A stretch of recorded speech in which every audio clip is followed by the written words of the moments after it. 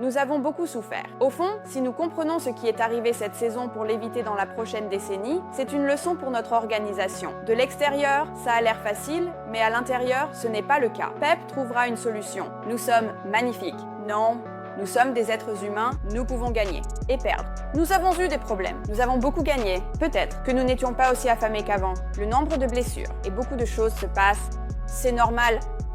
Ce sont les mots de Pep Guardiola. Et ce mot a sonné comme un prologue à un nouveau chapitre de l'histoire moderne et réussie de Manchester City. Après une série record de 4 titres consécutifs en Premier League, terminer simplement dans le top 4 cette saison serait un grand succès pour l'équipe. De grands changements arrivent, ils arrivent sans pitié pour les légendes du passé.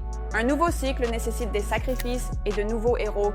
Aujourd'hui, nous parlons d'une nouvelle révolution à Manchester City. Une révolution qui a déjà commencé et personne n'était préparé à ça. Pas même Pep. Ce sera difficile et ce sera palpitant. Allons-y.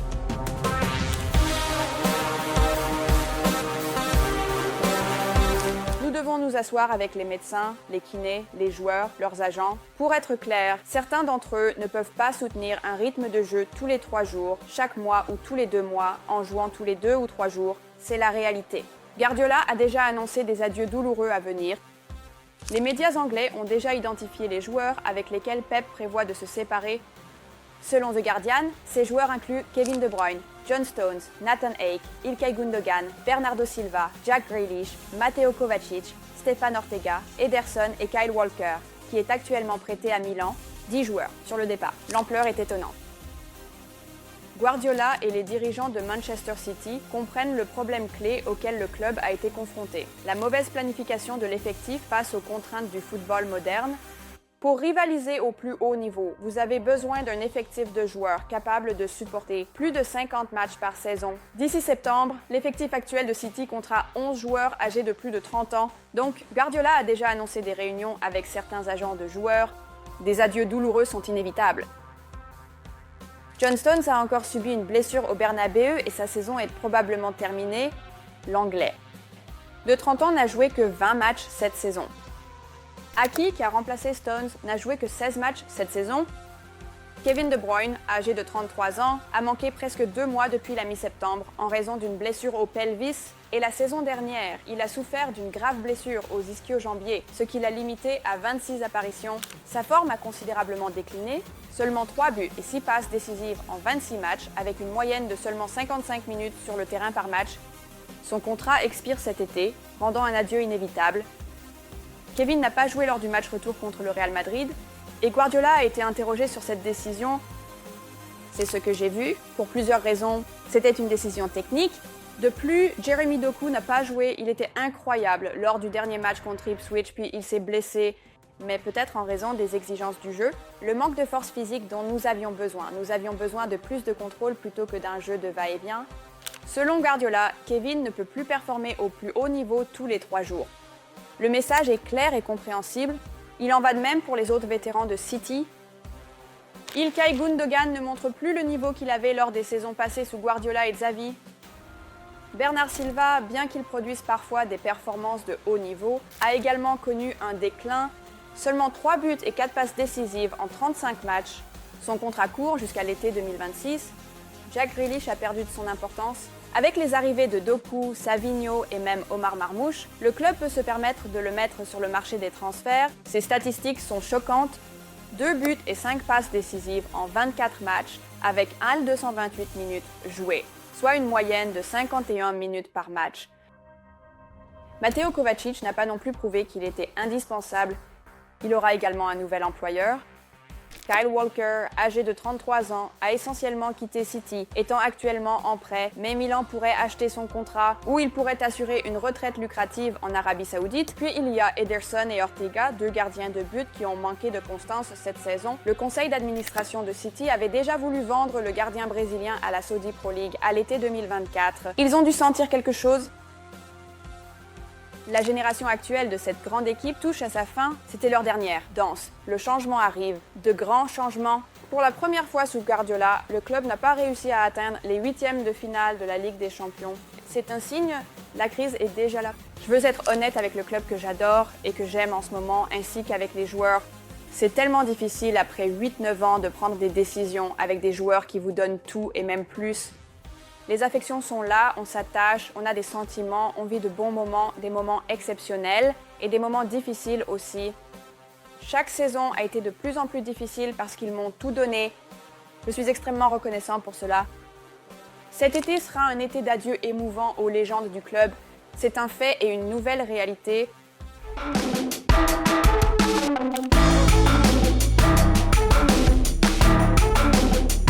Manchester City a déjà commencé son renouveau. La saison prochaine, le club aura un nouveau directeur sportif. Begiristain partira après 13 ans de gestion réussie. Son remplaçant est l'un des jeunes cadres de Fouba, Hugo Viana, âgé de 42 ans, qui, avec Amorim, a construit le projet de championnat de Sporting. Une question clé pour la saison prochaine. Guardiola va-t-il rester et aura-t-il l'énergie pour un nouveau grand défi? Les matchs contre le Real Madrid ont montré à quel point Pep et son équipe avaient pris du retard. Comparé à l'équipe mobile et affamée de Madrid, l'innovation tactique de Guardiola s'est-elle essoufflée, comme cela a été le cas avec Mourinho? Notre réponse est non. Lors du match aller contre l'équipe d'Ancelotti, le système 2-3-4-1 de Guardiola en attaque a presque parfaitement fonctionné, et si les joueurs de City avaient été pleinement en forme mentalement et physiquement, Madrid n'aurait probablement pas échappé à la défaite. Cependant, un autre danger guette Guardiola. Tout le monde a vu à quel point il avait l'air épuisé au Bernabeu. Les fans du Real Madrid ont chanté « Guardiola reste », de la même manière qu'ils l'ont fait avec Xavi. Cela signifie une chose, ils le voient comme un entraîneur pratique dans le camp de leurs rivaux. Dans le passé, Pep aurait peut-être réagi, mais cette fois, il était à court d'énergie. L'idée d'une saison de récupération pour Pep ne semble pas catastrophique. Le projet de la ville pourrait envisager un hypothétique Michel de Girona qui a commencé à stagner un peu. Michel accepterait de maintenir City à un certain niveau pendant 6 mois ou 1 an, alors Guardiola reviendrait complètement rechargé. Cela s'est déjà produit lorsque Guardiola a pris une pause en 2012 et a vécu à New York, où il est devenu ami avec Garry Kasparov et a joué aux échecs.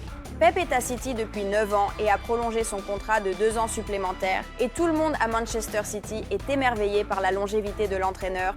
Par conséquent, il y a un sentiment au sein du club que Guardiola pourrait demander une année de congé et personne ne s'opposerait à cela. Mais passons au facteur de ce retour glorieux de City, prévu pour la nouvelle saison. Rodgers est l'une des raisons de notre déclin, dit Guardiola qui ne souffre pas sans le meilleur joueur du monde. Sans Messi, je ne sais pas qui aurait remporté le triplé à Barcelone. Dans l'équipe actuelle, il y a plusieurs piliers autour desquels l'avenir du club sera construit. Le premier pilier est Rodgers. Aucune explication supplémentaire n'est nécessaire ici.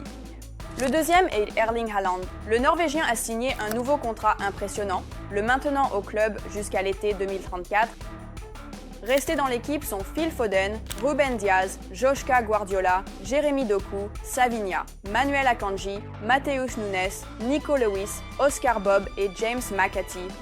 De plus, le travail productif avec l'académie du club va se poursuivre. Des investissements stratégiques dans de nouveaux transferts ont déjà été réalisés, coordonnés avec le nouveau directeur sportif du club, Abdoukadir Houssanev. Vitor Reyes, Nico Gonzalez et Omar Mermouche sont devenus des joueurs de City en janvier dernier. Et n'oublions pas le transfert, finalisé en janvier 2024. Le grand talent Guardiola Echeverri devrait devenir un joueur de l'équipe première pour la saison à venir. Une autre option excitante pour l'équipe. Les nouvelles priorités de transfert sont également assez évidentes, qui ne feront que se renforcer avec le départ des vétérans de l'équipe. Tout d'abord, la saison prochaine, Manchester City aura un nouveau numéro 1. Parmi les options discutées figurent le gardien Diogo Costa de Porto, Unai Simon de Bilbao, Anatoly Trubin de Benfica, Andrea Lunin du Real Madrid et Bart Verbruggen de Brighton. Des investissements sont nécessaires pour l'arrière droit. Ici, les citoyens envisagent les candidats suivants: Patrick Poirot de Tottenham et Jérémy Frimpong du Bayern, avec le néerlandais étant le favori pour le transfert. Comme il a été formé à l'académie de City et qu'il est prêt pour un changement de club, Guardiola a également demandé à renforcer le poste d'arrière-gauche. En hiver, les citoyens étaient en pourparlers concernant le transfert d'Andrea Cambiaso de la Juventus, un joueur de 25 ans qui peut jouer à la fois à droite et à gauche en défense. Ensuite, ce sont les milieux de terrain et les ailiers où il y aura le plus d'importants départs de joueurs. Donc, nous prévoyons au moins 3 autres transferts de haut niveau. Tout d'abord, City va revenir pour Ederson, un milieu de terrain central de 25 ans d'Atalanta, qui peut couvrir n'importe quelle position au centre du terrain. Les meilleurs transferts pour les Citizens pourraient être Florian Wirtz du Bayern, Xavi Simon de Leipzig, Charles de Ketelaere d'Atalanta, qui est vu comme le nouveau De Bruyne, ou Morgan Rogers d'Aston Villa, un autre diplômé de l'académie de Man City, qui a fait ses preuves dans un autre club. Attendez-vous à 2 de ce quatuor incroyable à l'Etihad? Nous parions sur Florian Wirtz et Morgan Rogers. Si nous résumons brièvement la prochaine fenêtre de transfert estivale, nous prédisons les transferts suivants: Diogo Costa, Jérémy Frimpong, Andrea Cambiasso, Ederson, Wirtz et Rogers. Fans de Manchester City, qu'en pensez-vous? Et la composition de départ projetée ressemblerait à ceci: Costa, Frimpong, Akanji, Diaz, Guardiola, Rogers, Savinha, Ederson, Mermouche, Wirtz, Hollande. Ça a l'air intriguant, n'est-ce pas? Ce sera une autre fenêtre de transfert époustouflante pour les dirigeants de Manchester City. Il y aura de grands adieux et de grandes acquisitions. L'avenir des citoyens est déjà arrivé, avec Guardiola ou sans lui. Veuillez aimer cette vidéo. Si vous avez trouvé cela intéressant, écrivez-le dans les commentaires. Quel transfert City faut-il et Guardiola doit-il se reposer? Et abonnez-vous à notre chaîne. Lille est la chaîne où vous en apprenez un peu plus sur le football anglais. Regardez d'autres vidéos et restez avec nous. Passez une excellente journée.